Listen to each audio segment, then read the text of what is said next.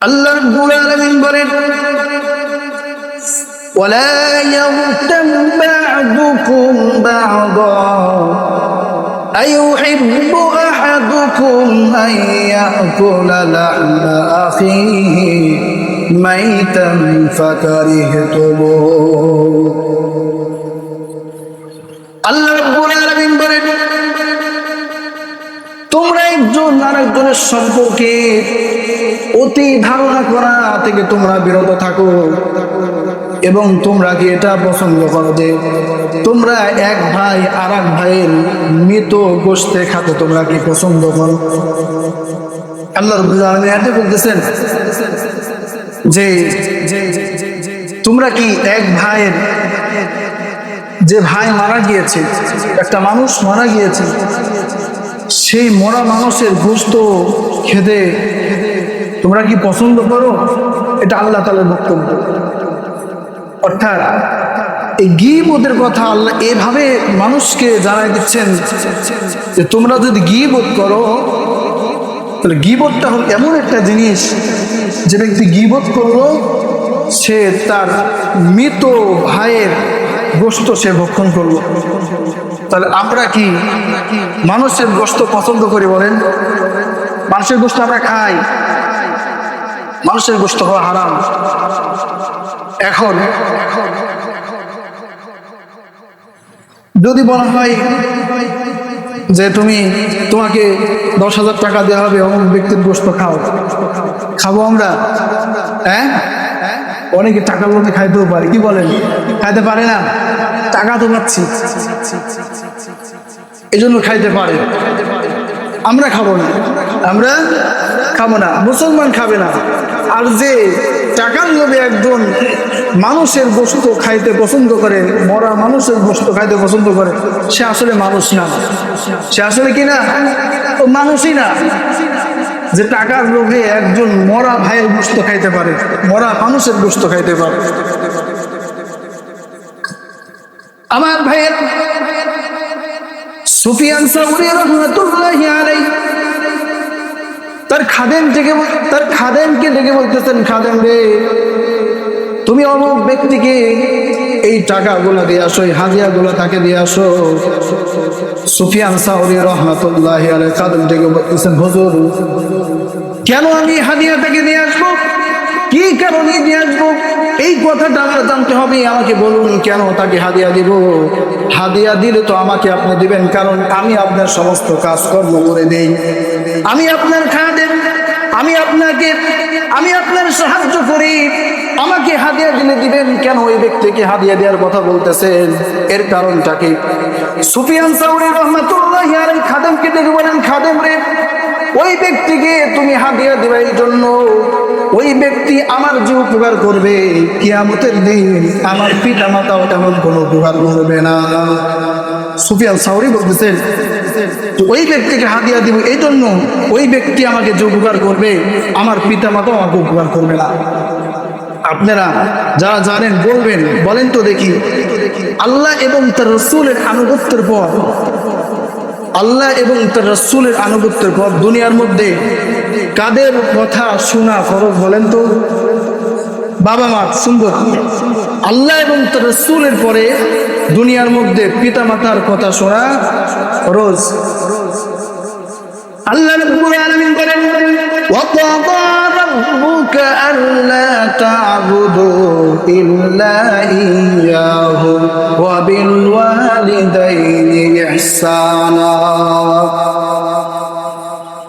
যে দুনিয়ার মধ্যে আল্লাহ এবং তার রাসূলের আনুগত্যের পর বাবা মার কথা শোনা, তাদের আদেশ শোনা, এটা হলো ফরজ, আল্লাহ বান্দাদের জন্য দিয়ে দিয়েছেন। আল্লাহ রাব্বুল আলামিন অন্যত্র বলেন, ইয়াউমা ইয়াফিরুল মারউ মিন আখিহি ওয়া উম্মিহি ওয়া আবিহি ওয়া সাহিবাতিহি ওয়া বানিহি লিকুল্লি ইমরিইন মিনহুম ইয়াউমা ইযিন শা'নুন ইউগনিহি। আল্লাহ রাব্বুল আলামিন বলেন, কিয়ামতের ময়দানে আমার তোমার মার কাছে তুমি যখন যাবে, মাগো একটি মাত্র আমলের কারণে আমি জান্নাতে যাইতে পারতেছি না, একটি মাত্র আমাকে আমল দেন। আমার বন্ধুগণ, ওই মা তখন ওই সন্তানকে ডেকে বলবে, আল্লাহর বান্দা যুবক, দুনিয়ার মধ্যে আমি গিয়েছিলাম, আমি দুনিয়াতে থেকেছি এটা ঠিক, কিন্তু আমার কোনোদিন বিবাহ হয়নি, আমার বিবাহ শুধু হয়নি, তাহলে আমার সন্তান করতে হবে। আমার কোনো দুনিয়ার মধ্যে সন্তান ছিল না। আমার কলিজার টুকরা ভাইরা, আমার বিবাহের সন্তানকে এভাবে কলিজার টুকরা মা তাকে তাড়িয়ে দেবে, বাবার কাছে যাবে, বাবা আপনি আমাকে মানুষ করার জন্য, আমাকে ভালো করানোর জন্য, আমাকে সুন্দর খাবার খাওয়ানোর জন্য কত কষ্ট তুমি করেছো, মাথার ঘাম পায়ে ফেলে আপনি আমাকে ভালো রাখার জন্য কত চিন্তা থেকে করেছো। মাত্র একটি আমল আমার প্রয়োজন, একটি আমল না হওয়ার কারণে আমি জান্নাতে যাইতে পারতেছি না, জাহান্নাম হয়ে যাচ্ছি। একটি মাত্র আমল আমাকে দিন, একটি মাত্র আমল নিয়ে আমি জান্নাতে যাইতে চাই। আমার ভাইরা সেদিন আব্বা ডেকে বলবে, ওরে আল্লাহর বান্দা, দুনিয়ার মধ্যে আমি ছিলাম, কিন্তু দুনিয়ার মধ্যে আমার কোনো বিবাহ শাদী হয়েছিল না, আমার কোন সন্তান ছিল না, ওই সন্তানকে ওই বাবা তাকে তাড়িয়ে দিবে। আমার বন্ধু এইভাবে তার আত্মীয় স্বজন, স্ত্রী ছেলে সন্তানের কাছে যাবে, কেউ তাকে আশ্রয় দিবে না, কেউ তাকে একটা আমরা প্রসঙ্গ দিবে না। সুফিয়ান সাউরি রাহমাতুল্লাহি আলাইহি কথা বলতেছেন যে ওই ব্যক্তি যে আমার সম্পর্কে গীবত করে, ওই ব্যক্তি আমাকে যে উপকার করবে, আমার পিতা মাতা আমাকে উপকার করবে না। কেন কথা বললেন আমার ভাইরা? কিয়ামতের দিন যেই ব্যক্তি দুনিয়ার মধ্যে থাকতে গীবত করবে, মানুষের নিন্দা করবে, হিংসা বিদ্বেষ করবে, মানুষের সম্মুখে বা মানুষের প্রশংসা না করে মানুষের নামে নিন্দা করে বেড়াবে, একজন আরেকজনের সাথে ঝগড়া জাতি মারামারি হট্টগোল লাগিয়ে দেওয়ার জন্য যারা শয়তানের চিন্তা ফিকির করবে, সেই সমস্ত ব্যক্তিদের ধন সম্পদ কিয়ামতের দিন যখন থাকবে, আল্লাহ রাব্বুল আলামিন ওই সমস্ত ব্যক্তিদের ধন সম্পদ যখন তার এক এক ব্যক্তির আমল যখন নিয়ে চলে যাবে, যখন এই ব্যক্তি যদি গীবত করে মারা যায় কিয়ামতের দিন, ওই ব্যক্তির ওই ধন সম্পদের সমস্ত ব্যক্তিকে দিতে দিতে যখন ফুরিয়ে যাবে, তখন আল্লাহ তাআলা তার ওই বান্দার নেক আমলগুলা যেই ব্যক্তির নামে গীবত করেছিল ওই ব্যক্তির ঘাড়ের উপর চাপিয়ে দিবে, এবং এই ব্যক্তির গুনাহগুলা ওই নেককার ব্যক্তির উপর চাপাই দিবে। আর তখন ওই ব্যক্তির নেক আমল কমতি হয়ে যাবে, এবং যেই ব্যক্তির নামে গীবত করে দুনিয়া থেকে বিদায় হয়েছে ওই ব্যক্তির নেক আমল ভারী হয়ে যাবে। আল্লাহ রাব্বুল আলামিন তখন এই ব্যক্তিকে জান্নাতুল ফেরদাউস দান করবে। গীবত হলো এমন একটা জিনিস, গীবত যদি কেউ করেন, গীবত যদি আমরা কেউ করে থাকি, পরনিন্দা যদি করে থাকি, কিয়ামতের দিন ওই ব্যক্তির আমলগুলো, নেক আমলগুলো এই যার নামে গীবত করা হয়েছিল এই ব্যক্তিকে দিয়ে দেওয়া হবে। তখন এই ব্যক্তি আমলগুলা পেয়ে সে জান্নাতি হয়ে যাবে। আর যে ব্যক্তি অনেক দান সদকা করে ভালো আমল করে গিয়েছিল কিন্তু তার কাজ একটা ছিল, গীবত করেছিল, ওই ব্যক্তির ঘাড়ে এই ব্যক্তির গুনাহগুলো চাপায় দিয়ে আল্লাহ তাআলা তাকে জাহান্নামের মধ্যে নিক্ষেপ করবে। আমার প্রিয় ভাইরা, গীবত এমন একটা মারাত্মক জিনিস, এমন একটি গুনাহ, এমন একটি আমাদের মানে বিপদ আশঙ্কার একটা জিনিস হলো গীবত করা। এই গীবত আমাদের পরিহার করতে হবে, গীবত আমাদের থেকে পরিহার করতে হবে, যে গীবত সব কিছু ধ্বংস করে দিচ্ছে।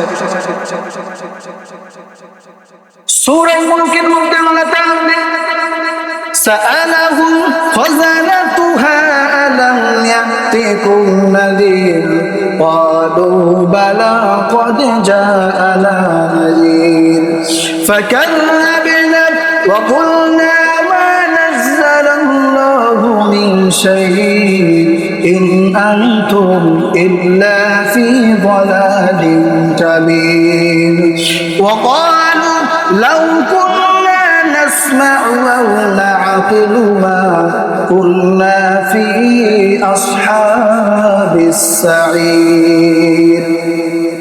আল্লাহ রাব্বুল আলামিন সমস্ত ব্যক্তিদেরকে জিজ্ঞাসা করবেন যে তোমাদেরকে কি, তোমরা কে গীবত সম্পর্কে আলোচনা শোনো নাই?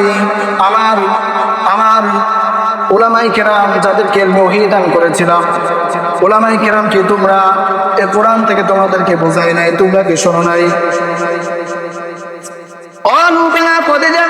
সেদিন তারা বলবে অবশ্যই আমাদের কাছে একজন আসছে, আমাদেরকে কথা শোনাইছে যে গীবত করা যাবে না, অন্য গুনাহ করা যাবে না, নাফরমানি করা যাবে না, কুফরি করা যাবে না, শিরক করা যাবে না। আল্লাহ গো, আপনার আমল করতে হবে, আপনার ইবাদত করতে হবে, রাসূলের আদর্শ চলতে হবে। কিন্তু আমরা সেদিন তো ফাঁকার থেকে না, তখন না আমাদের সালাম আয় আল্লাহ, আপনার কথাগুলো আমরা মিথ্যা করেছিলাম, বিশ্বাস করি নাই। তারা সেদিন আফসোস করে বলবে, আয় আল্লাহ, যদি উলামায়ে কেরামের এই কোরআনের কথা শুনতাম, বুঝতাম, জানতাম, যদি আগ্রহ করে মহব্বত করে শুনে আমল করতাম, তাহলে আজ আমাদের এই জাহান্নামের মধ্যে পড়তে হতো না। আমার ভাইরা, আল্লাহ রাব্বুল আলামিন বলেন, ইন্নাস সাআতা আতিয়াতুন আকাদু উখফিহা লিতুজজা কুল্লু নাফসিন বিমা তাসআ। আল্লাহ রাব্বুল আলামিন বলেন, কিয়ামত অবশ্যই সংঘটিত হবে এবং কিয়ামতের ময়দানে প্রত্যেকটা ব্যক্তির আমলনামা, প্রত্যেকটা ব্যক্তিকে আমলনামা, সঠিক আমলনামা তাদেরকে বোঝাই দেওয়া হবে। কিন্তু আমার বন্ধুগণ, যারা নেক আমল করেছে তাদেরকে আল্লাহ তাআলা নেক আমলের পাল্লা তাদেরকে দিবেন, তাদের ডানহামা আমলনামা দিবেন। এই দুনিয়ার মধ্যে যে সমস্ত মানুষের বুঝ পাইল, জ্ঞান পাইল, আল্লাহ তাদের হায়াত দিল, কিন্তু আল্লাহর বিধান মতো চললো না, কোরআন অনুযায়ী চললো না, আল্লাহ রাসূলের অনুসরণ করলো না, ইসলামকে মানলো না, তাদের কিয়ামতের ময়দানে আল্লাহ বলতেছেন, ওয়ামতাজুল ইয়াউমা আইয়ুহাল মুজরিমুন। আল্লাহ রাব্বুল আলামিন কিয়ামত সংঘটিত করবেন, প্রত্যেকটা ব্যক্তির আমলনামা প্রতিদান আল্লাহ প্রত্যেকের হাতে হাতে ধরাই দিবেন, এবং যারা নাফরমান থাকবে আল্লাহ তাআলা তাদেরকে ঈমানদার ব্যক্তিদের থেকে আল্লাহ তাআলা বাছাই করে দিবেন।